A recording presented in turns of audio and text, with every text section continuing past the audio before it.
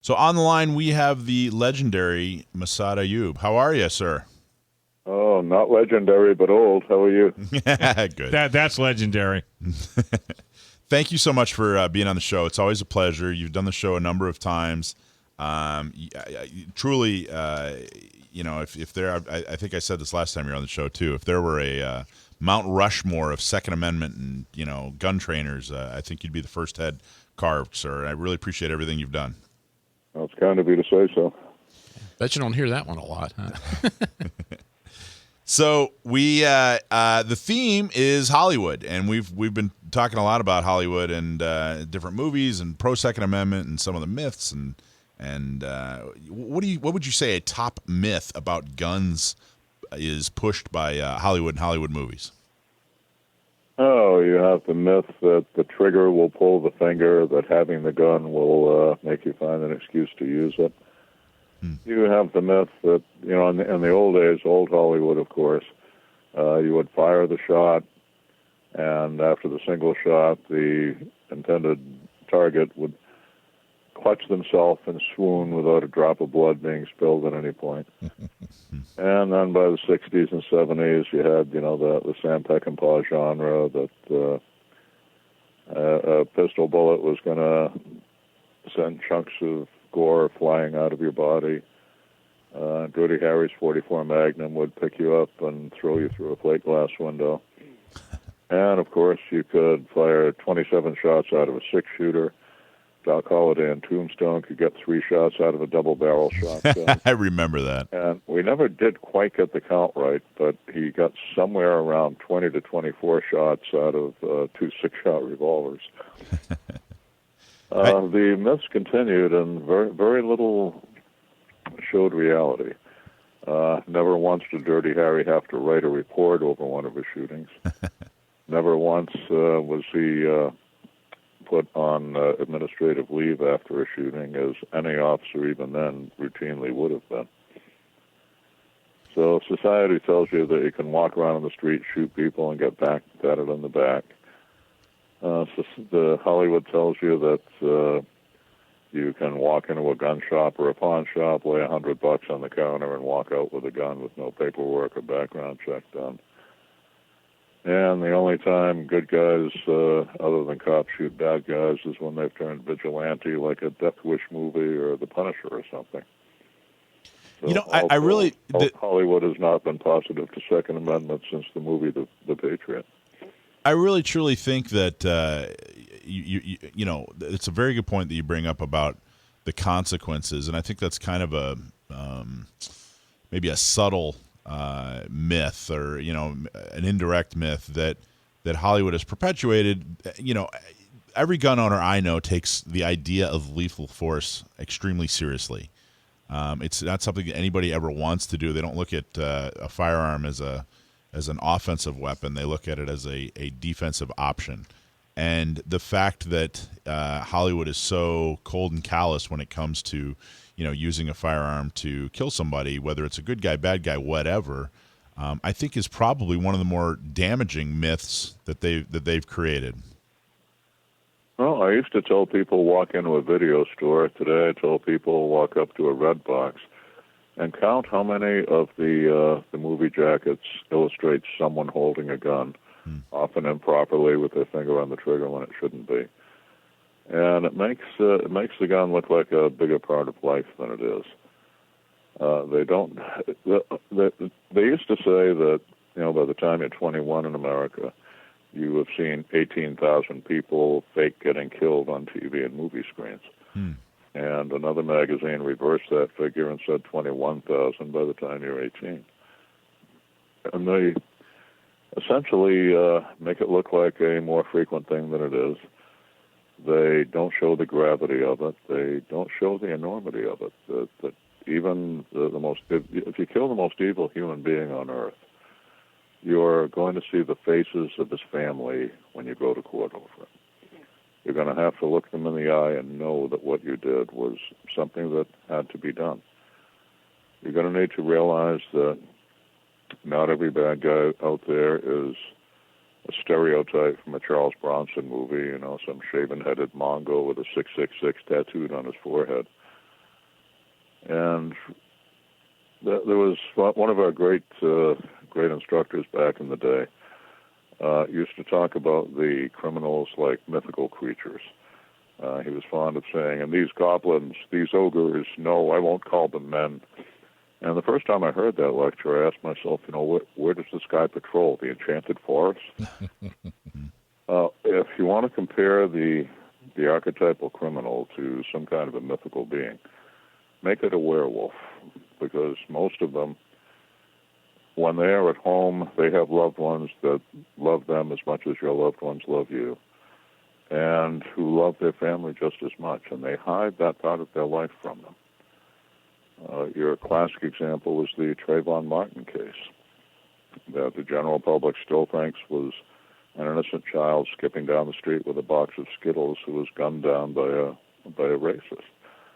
And the reality of it, as anyone who actually watched the trial knew, was that this kid had gone bad early. His parents didn't. They knew there were problems. That's why the mom had sent him up from southern Florida to live in central Florida with his dad. It was like tough love. It was like she was saying, look, I can't do anything with a kid, can you? But clearly they did not know just how deeply the young man had gotten in a thug life. And then after his death, when it served certain political interests and certain financial interests for certain lawyers, the whole meme of the sweet innocent child came up. And while the shooting of Trayvon Martin by George Zimmerman was correctly perceived by the jury as clear-cut self-defense, the great majority of the public still seems to believe that Zimmerman got away with murder. And the public does not understand that decent young man, a 27-year-old kid who he and his wife had volunteer mentored underprivileged black children, for God's sake, prior to the shooting, is now unemployable, and members of his family literally live in hiding because of the death threats 9 years after the shooting. Yeah, and that's part, I think, with the with the misrepresentations from Hollywood and the entertainment industry that build that kind of stereotype. And, you were talking about the gravity of that sort of thing before. And, one of the other things I notice in movies and TV shows, cop shows, things like that, where, someone will get shot, the hero gets shot or something like this. And, he's back in the next scene with a little sling on his arm and everything's wonderful and they're yucking it up. And, most people, I think, that get shot with handguns in this country survive, mostly because of our EMS system, I think. But, you're never really right. You get shot in the arm for most people, I think, and it never really recovers completely. And, they kind of play that off. And I think that's a really damaging misrepresentation that you see a lot in the movies and entertainment. Oh, yeah, it truly is. And, of course, you see in the movies, et cetera, every AR-15 is fully automatic, just like in the anti-gun video demonstrations. And the general public seems to believe that it really is the semi-automatic AR-15 is a weapon of war, when in fact there's not a single nation on earth that issues it as to the rank-and-file troops in semi-automatic form. Well, that and the sparking bullets too, because my bullets never spark when they hit things. And on TV, they all spark. You have to train them. You have to train them to do that. It's not something you often see. So that is a very real-world example of consequences.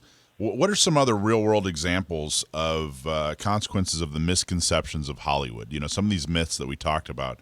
I guess, if someone was listening and they weren't pro or against, and they asked, so what? So what's the big deal if Hollywood gets it wrong? What is a real-world consequence of the misconceptions that they perpetuate? Well, one of those real-world consequences is your jury is going to be made up of 12 ordinary people from the community. If the other side has done their job on voir dire, the jury selection process, sometimes pronounced voir dire, they will have screened out as much as possible gun enthusiasts, perhaps even gun owners. So you'll have a dozen people who all they know about guns and self-defense is what they've seen on TV. The older folks who often are more able to serve on a long trial, as most shooting trials do run long, those older folks like me grew up watching a diet of Lone Ranger on TV where they would shoot the gun out of the bad guy's hand and wonder, well, why couldn't you have shot the gun out of his hand, especially if you're supposed to be good with a gun? You obviously had malice in your heart and shot to kill. I think they often, because today probably more than ever, because of the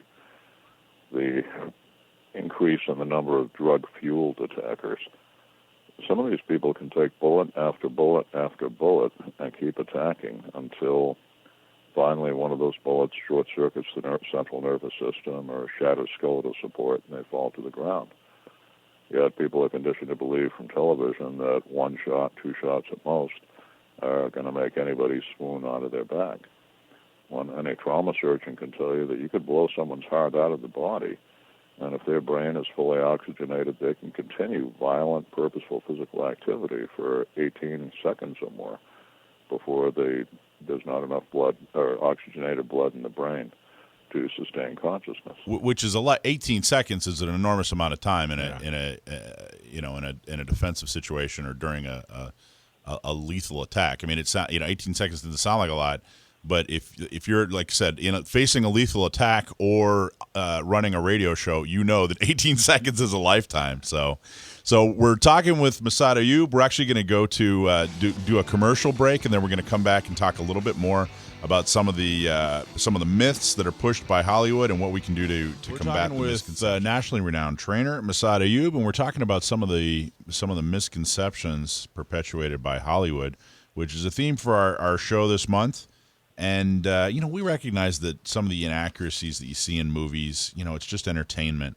But the reality is, this entertainment creates culture. And culture can work for or against you. And we're talking about some of the ways that the culture created by Hollywood, when it comes to gun owners, has worked way against us. Massad, has anything worked for us? Is there a movie out there or a theme or anything? Is any part of this actually benefited sane, trained, law-abiding gun owners? There aren't many. You'll find the occasional movie where the victim is being stalked and they were able to shoot back. There was one thing I enjoyed with the Terminator movies, that an armed citizen was able to stop the unstoppable robot long enough to save lives. The most recent of the Halloween movies, I think it was, with Jamie Lee Curtis, ended with her having become an armed citizen and effectively using a firearm to defend herself and her family. But overwhelmingly, the image it projects is negative, simply because Hollywood, as we all know, is dominated by those of left-wing persuasion. And I think one of the curses of our society today is identity politics. People who've never looked at a particular issue will sort of check and say, well, let's see, do I identify as progressive? I do. Let me check. I'm progressive. I must be anti-gun. Therefore, I'm anti-gun. And really, most of the people who are anti-gun will tell you the AR-15 is, a weapon of war. Interestingly, President Biden just said, well, people with AR-15s can't take over a government anyway. So it's got to be one or the other. Yeah, one or the other, right? It's either a weapon of war or, it's useless against a war. Our F-15s. Yeah, one of the two. Do you think the Biden administration is the most anti-second? I haven't had a chance to do a whole lot yet, but do you think that? Oh, without question. Without question. Yeah, they're the most anti-Second Amendment administration imaginable, and that includes Clinton, who actually passed the assault weapons ban. I mean, they're going after guns aggressively. At least their rhetoric right now is. Well, I did, and remember that Joe Biden was one of the ones who pushed that through back in the early 1990s. Right. Yeah, that was his baby. Every single study of the decade when that was federal law showed that it had virtually no effect on reducing crime. Nor has the assault weapons ban in California. When Obama was president and Biden was vice president, the study done by CDC showed virtually no impact would accrue from gun bans or magazine bans. The simple reality being we're talking about criminals. Criminals, by definition, are lawbreakers. The terms are literally synonymous. You're going to stop them from accessing guns by passing another lesser law for them to break when they're already planning to commit murder or even mass murder. It's ludicrous. A child should be able to figure that out. Now, do you think, when it going back to Hollywood, do you think that a lot of the writers and directors, people making these films, do you think it's a conscious effort that, hey, we really want to villainize gun owners and we really want to make guns look horrible, or do you think it's really just more about, drama and selling tickets, or what? There are elements of both. I think many of them will tell you that they're doing a public service by demonizing guns, and many of them probably genuinely believe that. Yeah, I think you're absolutely right. So how do we combat the misconceptions?